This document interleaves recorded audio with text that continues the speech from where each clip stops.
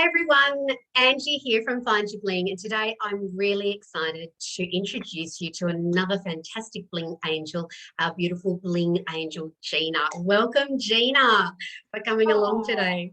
thank you, Angie. And it's so nice to be able to sit down and have a conversation with you one on one because we rarely get to do this, do we? That is so true. We need to book a Zoom recording to actually get together. That is funny, but that is actually true. I know Yeah, life is so busy. So yeah. first, what I would love to share with everyone is how Gina and I met. So Gina and I were just like instantly connected. It was so funny. We were on a business at breakfast. We started sort of texting each other. You know, you just feel drawn to one another. And then we did a beautiful phone call. We were just chatting away about everything. And then I decided to do the Bling Angels. And then all of a sudden, Jenny became a Bling Angel, which was amazing. And now we're really on a beautiful path. And she's now one of the Bling Angels altogether. So I think that's how it was, just like instant, wasn't it, really? Yeah, it was. It was a start to a really great journey, actually. And I think we ended up talking for, we were supposed to chat for 15 minutes and an hour and a half later, we were still there. Beck McFarland always goes, Angie, I love it when you say, quick, 10 minutes, and then 2 hours later you're talking. I actually try and ring people when you know you've got the point. I don't know how we do it, but we just sort of go on these beautiful journeys, and I love to know, how your family is and what's going on. So it's funny how it all just unfolds. But I Yeah. feel very privileged to have you along as Thank you, a Bling Angie. Angel, Gina, because you've just got so much experience, and I know the world needs your gifts. So I'm going Oh. to, yeah, they really do. And I'm going to, I forget to look into the camera. Sorry, guys, but don't worry. I like looking at Gina. Um, I'm going to read through the questions as I do when I do these lovely Bling Angel interviews, and Gina will have the opportunity to share with you a bit of her journey. So let's start with the first question, and the first question is, Gina, tell Yeah. us a little about, and I need to look at you. Tell us a little about your journey in 3 to 4 minutes, just your journey, because the other questions are going to lead on, but we'd love to know a bit about your journey. Yeah, for sure, Angie. So I'm a country girl at heart, born and bred in northern New South Wales. And after growing up there, I went nursing, actually. That was my first job. And I loved that. For over 15 years, I learnt so much and really enjoyed working with people. Then I met and along the way I met and married my military man, my husband, who was then serving in the Australian Army. And so naturally, we began a lot of moves around Australia, and we also lived in Thailand for a little Oh, while we wow. were posted there. And so I managed to get a degree and kind of be a community mediator and work with military wives and do all sorts of things while nursing. And then we landed in Canberra. And we're here in Canberra, where my husband's family were at the time we moved here. And so it was great to actually be somewhere where we had some support system in place. And we've been here now since 1998. And it sort of was a really big change in our lifestyle. I joined the public service and worked in the service for 15 years, managing complaints, but still health related environment, helping people in aged care homes and their families to navigate the Oh, system and deal with things. I also was a trainer and an assessor and ran the complaint scheme around Australia for about 50 officers who did this incredible job all around the country. And then I worked privately for a trainer and St John's Ambulance. I ended up getting really sick and not being able to work full time and having a diagnosis of a chronic condition. So I decided to start work from home then. And it was a really big change, and it made me realize how much I'd not really been using my captain energies in my job beforehand in the public service, and I wanted to go back to a caring role.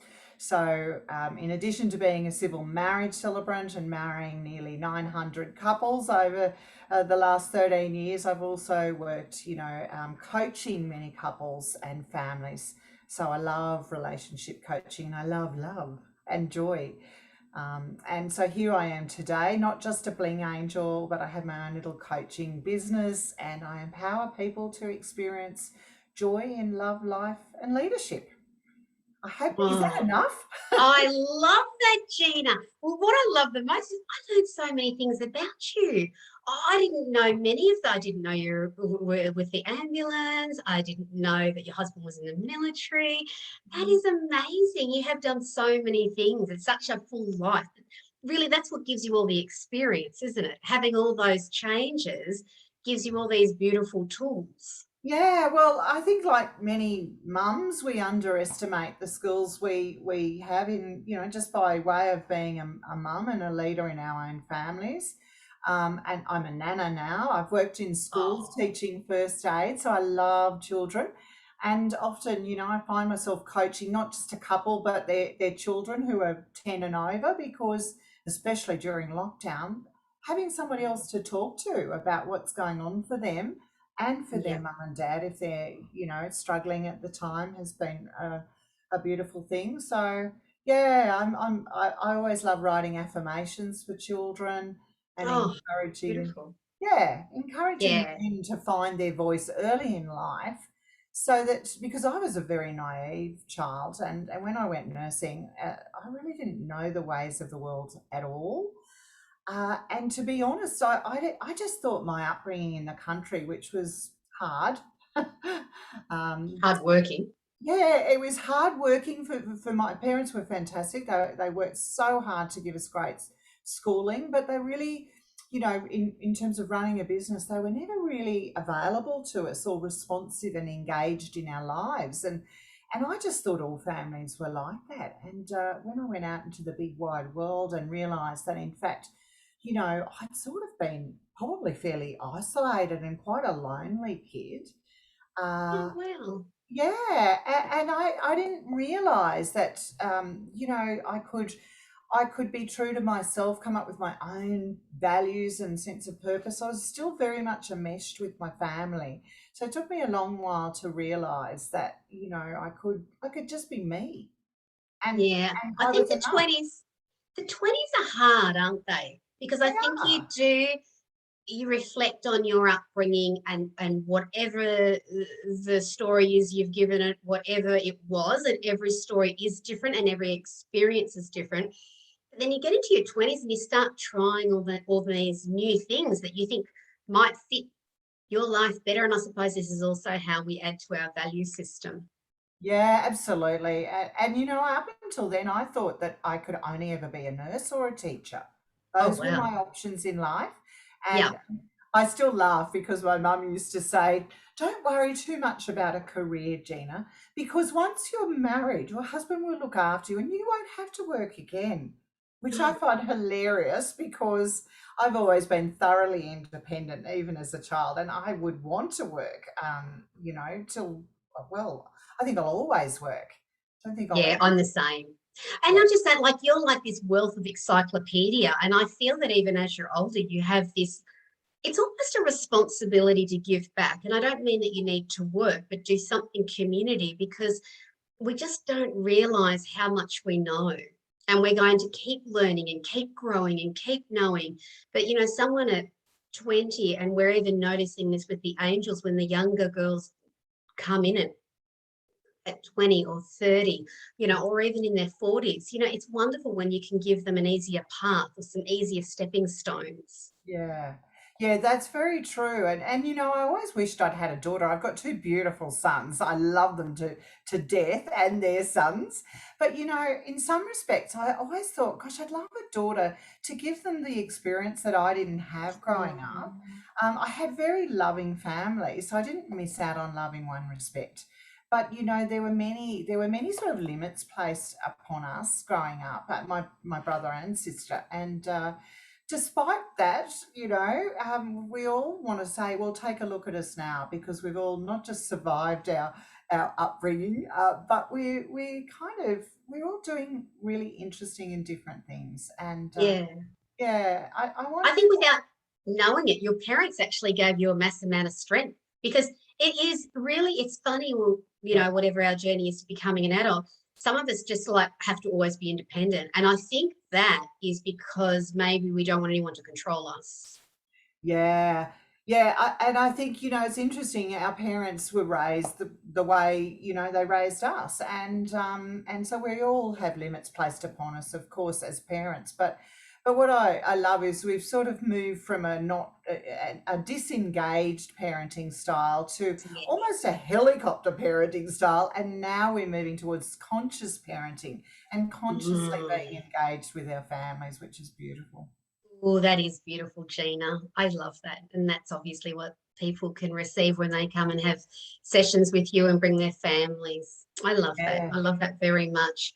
All right, so we'll move on to the next question is, what has been your biggest challenge in life and how did you push through or jump through the hoop? And I don't, this question is more, you don't have to have had it all sorted out, but what's the big challenge that you believe that you've been able to come out the other side and go, I got through that. Yeah, and isn't it funny? I think a lot of people would immediately think of some kind of trauma they've been through, and we all have small t and big T traumas in our life. But for me, it was more about, I guess, realizing when I became unwell that what I had Mm, actually done during my lifetime, completely, ever since I was a little girl, was to suppress my emotions. And yeah. ultimately, when you do that, you end up in a place of pain. And so I have a chronic pain condition. It's actually the neural pathways in my brain have changed. But I'm working very hard, and it will always be an ongoing journey. And I love that I could push through this just by doing some work on me, realizing that Mm, I needed to be a priority in my own life and stop nursing everybody else and caring for everyone else and dealing with everyone else's complaints. Once I put me at the center of what I was doing, it's like putting the oxygen mask on again and taking a big focused breath, and then I could push through, and find my way and learn to manage my life pretty well. Uh, it's actually a really biggie because I mean, I agree with you. We become ill when we have it's emotional upset in the body. It's yeah. also through burnout, just doing so much. And we know that women do so much. And I'm not taking away from men. I know they do a lot as well. It's just, however, still a lot is left on the woman. Um, and it's really interesting how you have found that you can make a way back through your neural pathway. And did you ever read The Brain That Changed Itself? Yeah, there's some incredible books about Oh, it's neuroplasticity great. and incredible Yes. stories about human survival after.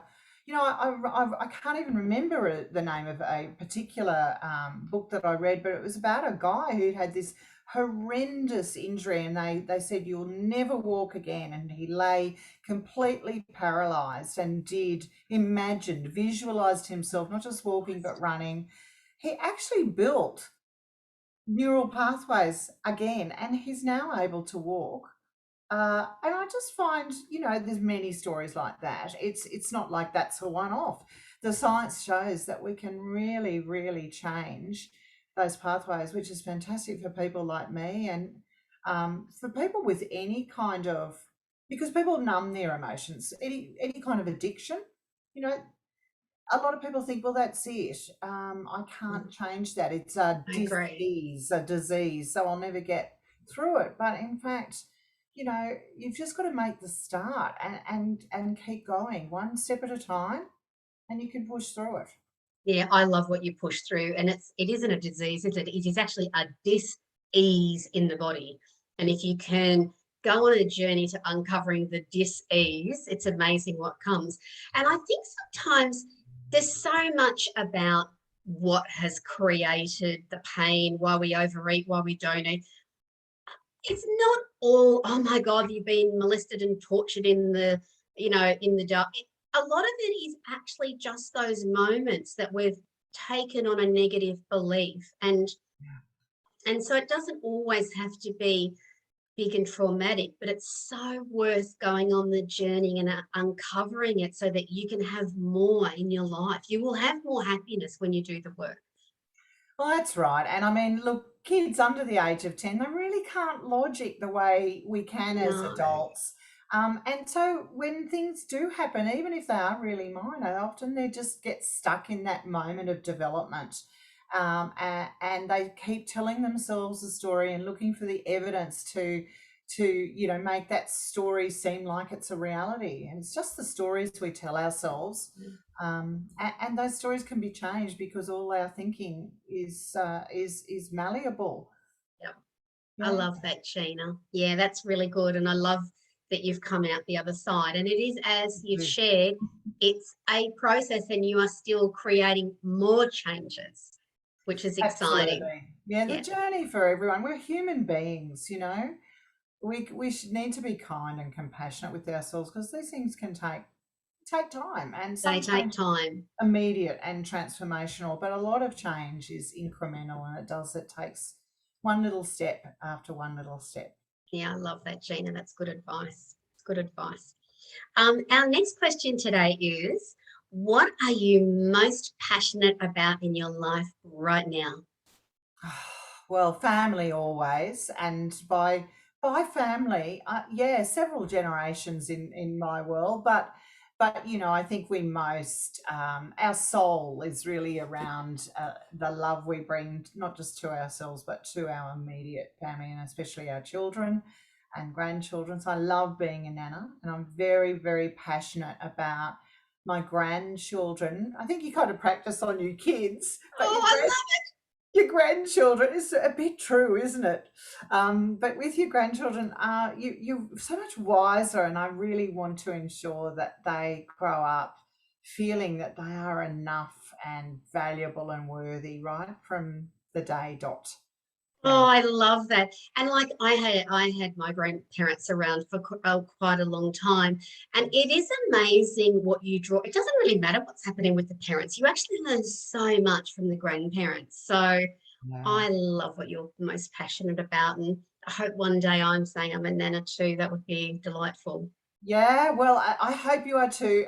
But you know what? We've taken in lots of foster kids over the years, and it's not just about your own family; it's about giving in your community and Yeah. in work life as well. That's why I love, doing the coaching aspect of my work as well as being a celebrant and helping people to experience joy in those incredible milestone moments in their lives. Yeah. Oh, that's nice. That's very nice. Yeah, that's good, Gina. I love that. Okay, the next question is, what is one thing you would love to share with women today? It's like your golden nugget. What is the one thing that you would love to gift the women that are watching this today that has helped you, that you know can help other people? Yeah, look, I think I would like to say to women, no matter where you are in your life and in your on your journey, it's never too late to start something, because the biggest thing I hear is, oh, I'm too old, or I'm too fat, or I'm too young, or I'm not something enough. But I want to say to people, there's that lovely old adage that the best time to plant a tree was 20 years ago. The second best time was yesterday. The next best time is today. And if you Oh, just make the start and start today, and allow yourself to be open to the possibility that your journey can still take you somewhere. This does not have to be as good as your life gets. oh, So I love that. Yeah, I always love to say the best is yet to come. The absolutely. best is yet to come. I love to always think that, when you're in those moments of transition or you're at a fork in the road and you think this is it, it's never it. It's just something taking you on the next path. Yeah, I love that, Gina. I really liked that metaphor of the tree. I hadn't heard that before. Yeah, I think it comes from a Chinese adage. It's something I heard many years ago. But the great thing about it, especially in marriage, I hear women say all the time, look, the romance has gone. I think we're both getting older now. I think we just have to accept that this is as good as it gets. And the reality is that, it's not just in your marriage, it's in every aspect of your life. You can always take a small step and start making a small change to improve your lot. And Absolutely. you've got to do it yourself. You've got to be your own best friend.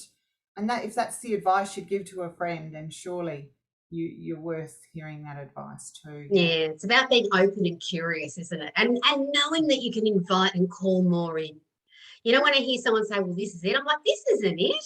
You know, you're going to cook a new meal tomorrow. There's always something, something that you can take your life to another level, or even just make a small change, like holding hands can make Yeah. a big difference. I know that we both have done relationship coaching for a while, but it all starts with the very small changes. I think people are looking for the grand, off to France, 6 weeks.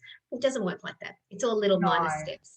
And 9 times out of 10, you've brought problems into your marriage that Yes. don't even involve your partner. Often, just doing the work in and with yourself is a great place to start the change. But then there are some lovely foundational things that you and I, Angie, can help people with to achieve the most fulfilling relationship that they can have. And there's no shame in asking for help. I would imagine that 70% of marriages or more out there would involve would have one or both partners feeling like there should be more going on for them in their relationship in one way, shape, or form. So you're not alone. And, the great thing about some of having Facebook communities and things where our programs are concerned as coaches is that, you get to meet other people who are exactly the same boat as you. And Yeah. I think also learning there is no perfect relationship. I don't know about you, but when I first started, which was 15 years ago, and I went and enrolled all the relationship courses, I thought I was going to have this perfect relationship from here. I thought, oh, geez, once I study all this, and after 2 years, I thought, oh, next person, it's going to be perfect.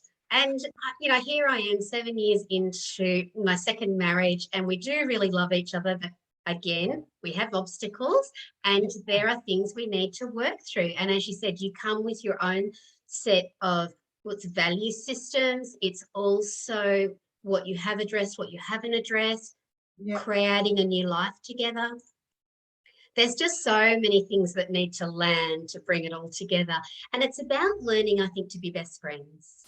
Absolutely. And sometimes recreating some of the early romance is a great thing to do, but developing new rituals that you can share Yes. together and bring meaning to your relationship, holding hands, as you say, going back and being curious about your partner and knowing their love maps, their love language, learning, because people aren't the same as they age. Of course, Yeah. we all change. And so there's so many different possibilities for finding a bit more bling in your relationship. I love it. I love it, Gina. That is so good. Yes, I know. It's a wonderful journey learning more about relationships. And I Yeah. think also then taking that path of like, oh, I'm not going to have it all right all of the time. There are still going to be things for us to work on. And I think that was actually a big relief because you start to think, oh, well, this one is falling apart too. It's not. It just requires kindness. It requires passion to the not passion too, but compassion. Yeah, Those absolutely. so And you can sometimes people are in a situation where, if they're honest with themselves, their relationship is not worth saving. And in fact, it would do more, it would be to the detriment of all parties involved if it were to continue. So even when people are seeking support to consciously uncouple, but remain friends, what's the point of carrying around yes. this vengeful hatred of someone and feeling bitter toward them for the rest of your life when there's children involved? And you need to be able to get along, or Yeah. it's great when you can choose to at least get along and make sure that you make the most of the friendship that you once had with this person. That's it. That what you once had. And I know that you and I are completely aligned on that level of our value system when it comes to that. Yeah. Oh, that's beautiful. I think that's great advice. Great advice. All right. So we've come to the part of our time together where I call it the bling quickies. Oh, this sounds very exciting. I'm going to ask you 5 questions in 5 minutes, but don't worry, most of them didn't go for 5 minutes. Typical girls. So let's see how we go. The Wow. first one is, if you could eat one meal for the rest of your life, what would it be? Oh, even as a kid, I got into trouble for stealing grapes. When given Oh, grapes to take to my dad in his workplace, I'd pull the grapes apart and put half in the letterbox for me later and give half to dad. And my mum has laughed about that. I love grapes. So I would certainly have a plate with some chicken and some grapes, maybe a little, a few cashew nuts, a bit of mango and some chocolate. That would oh, be yeah. my meal. Just a Oh, couple. that sounds good. And how do you like your chicken? Oh, I like my chicken really. I'm dreadful. I do like chicken skin. So I Oh, do like roast chicken with the skin on. I know who doesn't. It just tastes so good. It tastes so good. All right, that's a great meal. The next question is, what is your favorite book you've ever read? Oh, there's so many. One of my favorites certainly is a book called Hold Me Tight by Dr. Sue Johnson. And Oh, I it's haven't read that. it's a fabulous book, and it's all about emotional focused therapy, I suppose, at a technical level. But she doesn't write like that. She writes beautifully, and it's almost like reading a gorgeous story Mm. about you know realizing you have emotions, being able to label them and face them and embrace them and actually harness them for your Oh, benefit wow. in life. It's a great book. Yeah. Oh, okay. I'm going to look into that. That sounds fantastic. But very rarely does someone say a book I haven't either, you look over or you've read or but I haven't even heard of that book. So I'm really Oh, excited to have a look at that one, Gina. yeah, and look, growing up, I loved Pride and Prejudice. That was Yeah, always I think that's what led me into, the whole marriage kind of deal. So look, there's so many great books, but there's a couple I can think of. I love that. I know. I always think, oh, this is, not quite Pride and Prejudice, like this is not quite, I think we all get to that bit. Now, what happened to all those bits that I read in my Mills and Boons? But that's okay. All right. What makes you laugh the most? Other people's laughter. I, and Yes. especially the laughter of children. When I hear Oh, children laughing, it's enriching. oh, but look, I've got a good sense of humour too, and like everyone, I love live theatre and shows, so I'll often go and see comedians. Just I saw Tommy Little just before lockdown, which was great. So That yeah, was lucky. yeah, very lucky. We got that one in. I think within a couple of weeks before lockdown last year, and we didn't get a comedian in between the two lots of lockdowns, but we got some other live shows in. So So you actually really love to go out and have a good laugh. Have you ever been to the Melbourne Comedy Festival? I have. Oh, that is brilliant. And years ago, do you know, I remember being pregnant with my first son and watching Dave Allen live when we lived in Melbourne. And I'd grown up watching him. He's an older comedian, obviously, but I nearly delivered my baby. I laughed so much. I was nearly rolling in the aisles, and I thought I was going to deliver my first baby then and there. Fortunately, I held on. You waited. That's I, good. But what a great memory. What a great memory to be laughing that much and knowing that your baby felt all that joy. That's yeah. actually beautiful. Right, your next question is, what song sums you up best?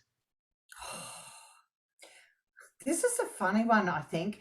The, I was a kid of the 80s, I suppose, a young woman of the 80s, and I always loved Annie Lennox. And I used to sing that song Legend in my own living room. But I think the song, these days, if I think of Lady Gaga and Born This Way, that's a great Oh, song. I Big know. voice.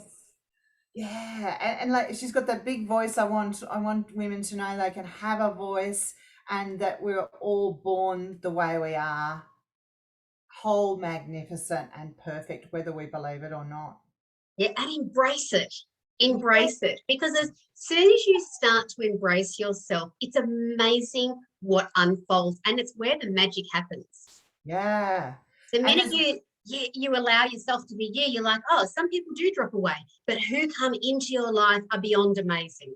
absolutely. And you know, they say you're the sum of the five people that you hang with in your life. Oh my Um, goodness. and I love that song because Lady Gaga talks about the fact that, you know, it doesn't matter what race you are, you still have value and worth, and all you got to do is believe it.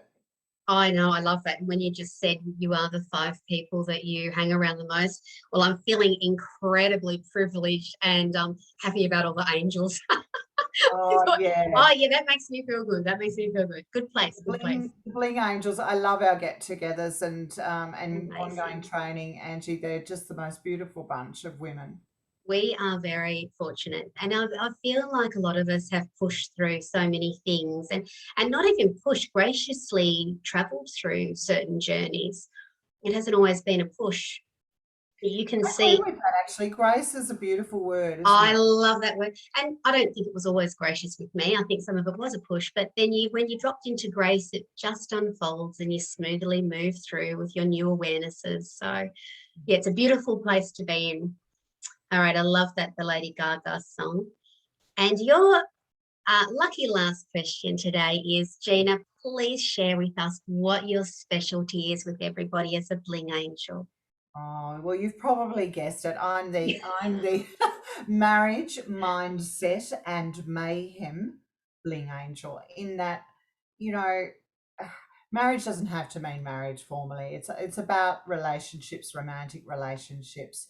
Mindset is around, you know, self-belief and creating the mental environment you need to move forward. And mayhem, well, life for all of us at some point or another is full of mayhem, but we can reframe mayhem and make it a good word rather than a bad word. And we can, you know, reach out for help whenever things seem like they're out of control and overwhelming us, and you can find an angel to. You definitely can. You definitely can. And your specialty is definitely one of the things that really intrigued me about you was how you brought families together and how you either started with the children and then could then bring the adults in, or start with the adults and bring the children in. I love your holistic way you bring everybody together. I think it's super special. And I don't think a lot of people can do that, but you seem to be able to relate to both parties extremely well. So I think it's a true gift of yours as an angel. Well, I've been very fortunate to have some pretty amazing coach training, hypnotherapy training. You know, like quite a few tools up my sleeve in terms of NLP and other profiling tools, and but I won't Yeah. bore you with that stuff. But what I'm saying is, you know, I've learned from some of the best people in Australia and in the world, and so I really want to share what I've learned. There's no point learning something unless you use it. No, that's right. That's right. Share all your great knowledge. Well, Gina, I cannot thank you enough for coming along today and sharing your story with us. It's so that now people can get to know you on another level, which is really exciting. And for that is the end of our time together today. And I'd love you to visit the website if you would love to see Gina for a session or get to know her more. Please reach out, because she is a wonderful angel that can truly take your relationship to another level and really put the glue back in. I'd say the glue that you just need to pull it all together. And remember, we all fall apart at some time, and it's just about finding those people that we can really love and trust and help us put it back together. So thanks again, Gina. And until next time, I'll see you later. Bye now. Bye.